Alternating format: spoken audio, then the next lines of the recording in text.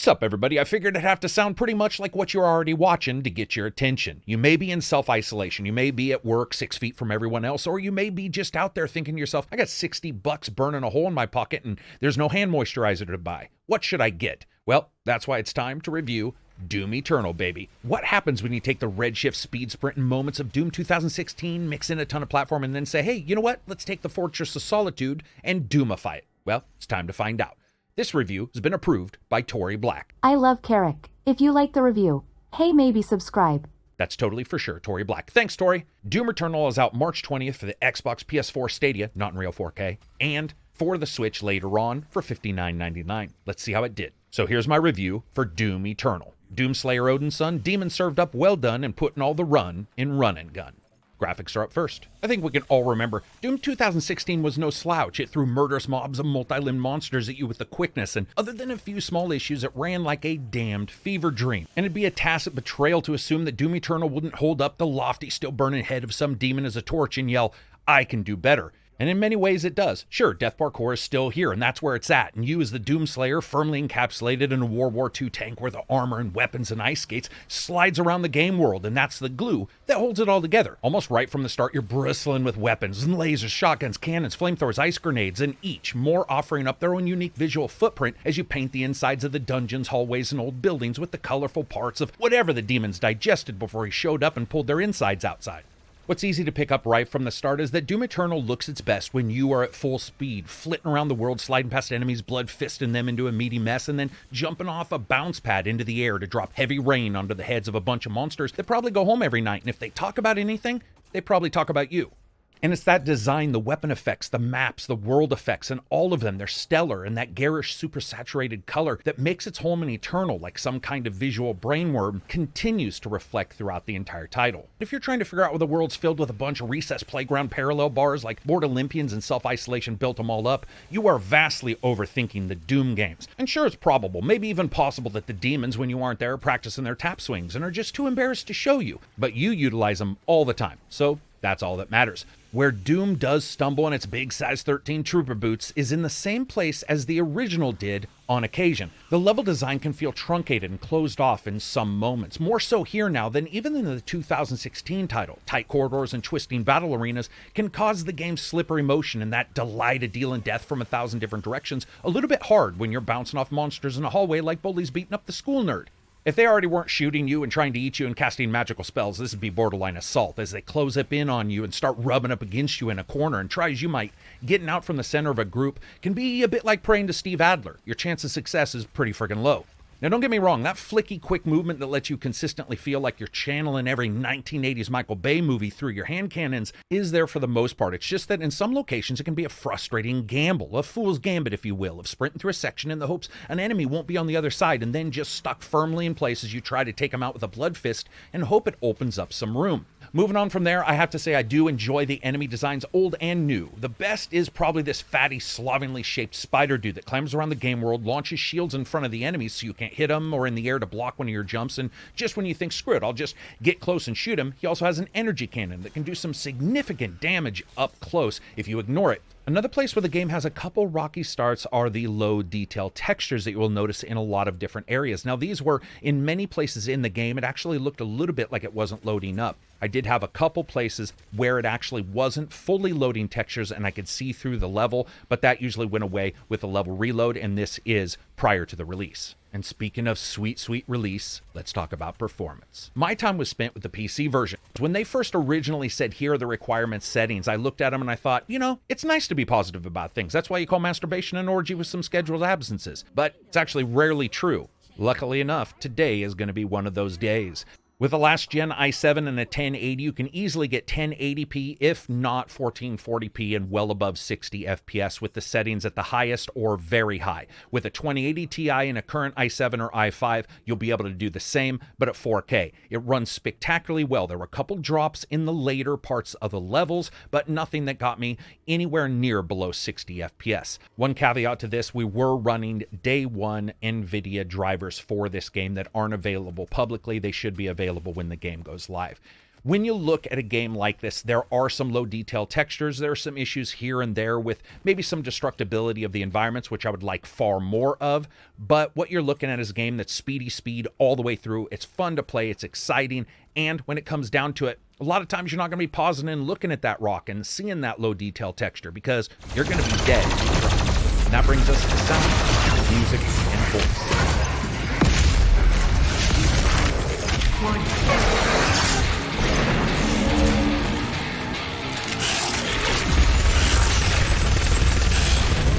The gathering of Hell Priests is located just above your location.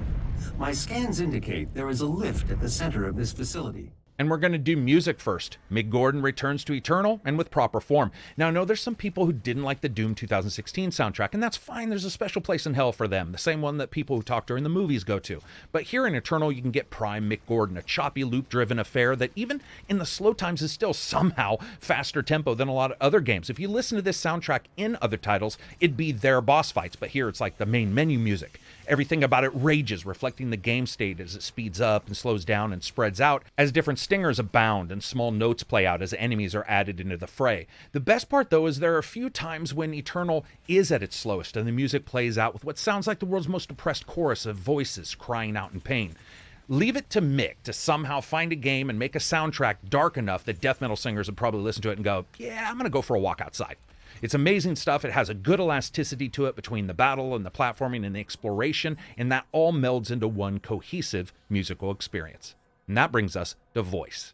Unfortunately, due to the embargo, I can't play a great deal of this to you. I will say that it's fine, epically out of place and endlessly gritty and violent. If you're not being told that you're the cause of some huge problem in the game, it's telling you that you're the only one who can fix the huge problem in the game. That's the Doomsayer's eternal conundrum. Combat mixed with the casualty of his leftover possible humanity and the need to jump back into combat at a moment's notice. While not up to the lofty ideals of the music and the sound, the voice isn't bad at all. And that does bring us to sound. This is great, and the few issues I had with Doom 2016 are completely gone here, and there's a couple reasons why. Focusing on the weapons themselves, they have this awesome thick sample sound to them. There's multiple parts moving and shaking as you unleash double-barreled day enders into some demon who decided to check if you were around a corner, and surprise, you are. Processing for sound dynamics and surround, as well as alerting the game player to an enemy's locations, are done pretty well, and when not surrounded by 9 demons trying to test to see if matter can occupy the same space, it absolutely helps the gamer place them on the map. Verticality isn't exactly the best, but overall it still works. Some stuff, though, is rough here, like when rocks or statues break, many times it's just sort of a raw sample, like cracking rock almost untouched without any kind of effects. It's a little hilarious when you have this 100-foot statue crumble down and it sounds like a kid throwing a rock into, well, another bag of rocks. That's it, though. It's a little bit odd sometimes, but overall, it's excellent. And speaking of excellent, let's get to gameplay and a bit about the story. Let me set the stage. This is many months after Doom 2016. A huge swath of the Earth has been conquered by the demonic invasion, and suddenly he's returned and instantly sets off on an epic quest to slay the Hell Priests and stop the invasion before all mankind's extinguished, and, well, that's about that. And unlike Doom 2016, Doom Eternal has you using a Fortress of Doom as a main base, and it's as epic as it sounds, with you using it to teleport to various locations to beat the crap out of anything that moves, so you can find the main boss in that location, beat the crap out of him until he stops moving.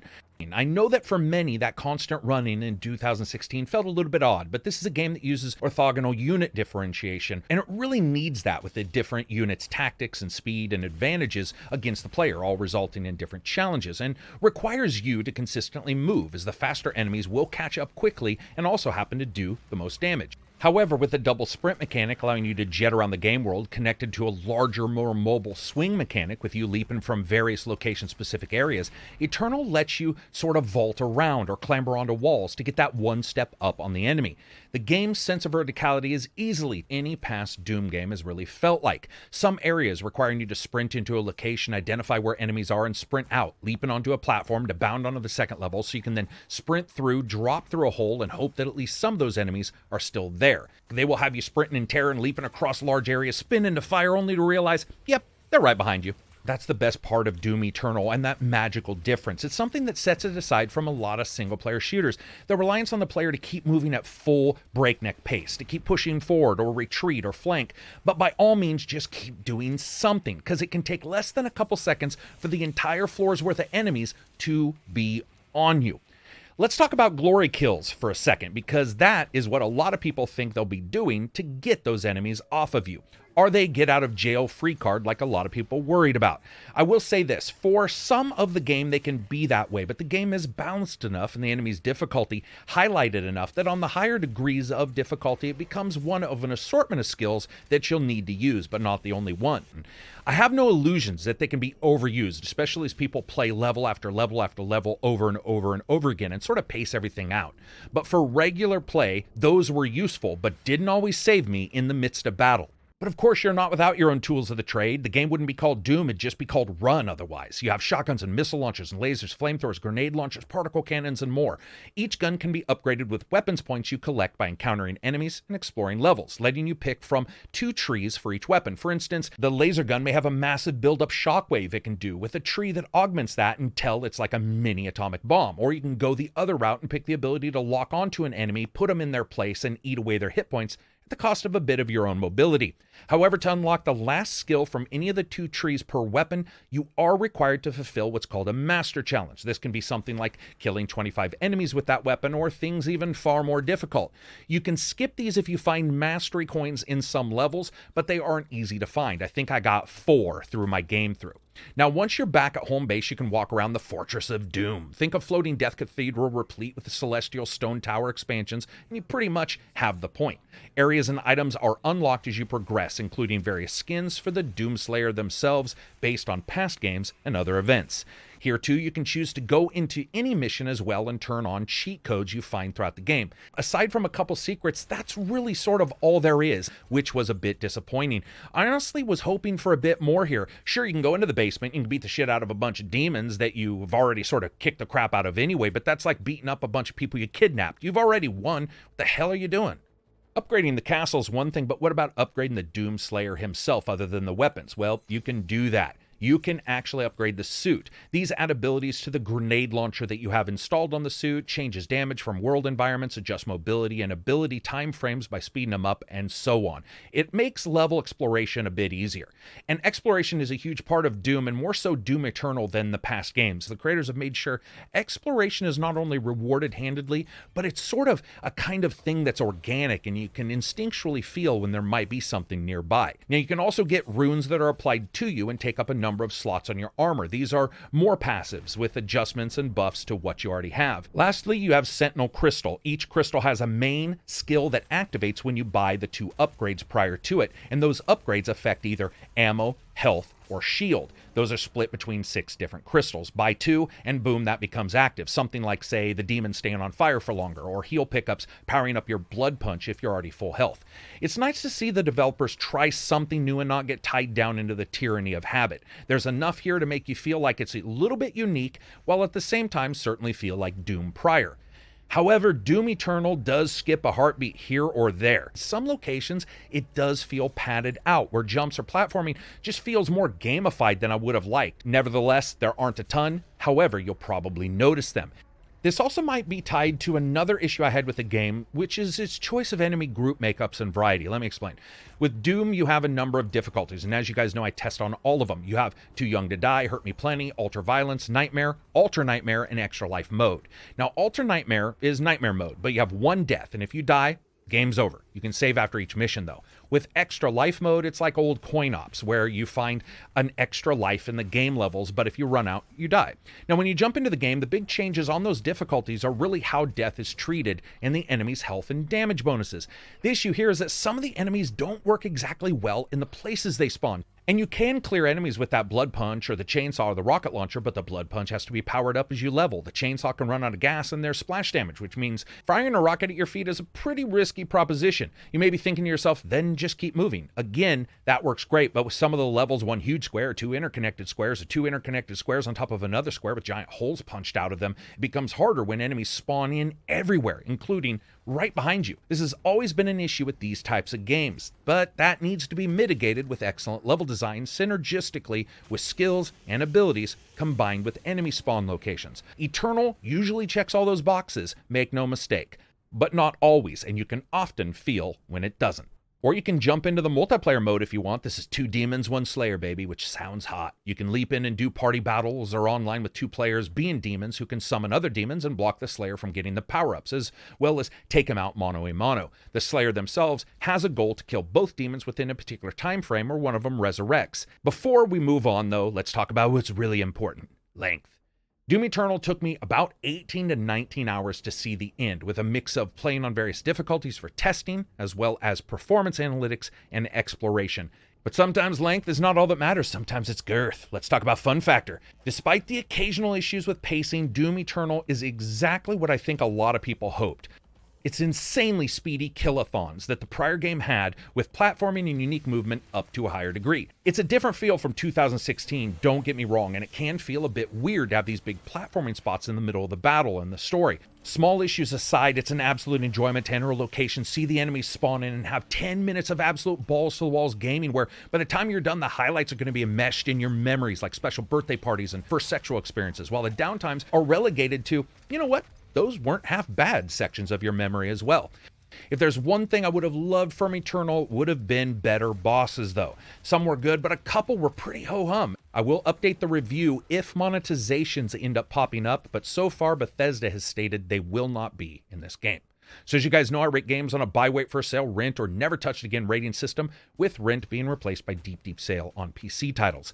To me, this is absolutely worth getting, but there is some caveats here. It is a slightly different feeling game than Doom 2016. There were times that I got frustrated for sure, and when you put this difficulty up on the higher difficulties, it is absolutely crazy. And you have the multiplayer events coming later, you have Invasion and all of these different things. There's actually a lot being offered in Doom Eternal. So that's it for me. I want to say thanks to everybody. Also, keep yourself safe, people. This is a weird time to live in this world, but I hope each and every one of you out there feels my little gamer fist bump I'm giving you right now. You know what? There's a lot of negativity that goes on, but I see people pulling together. This is something...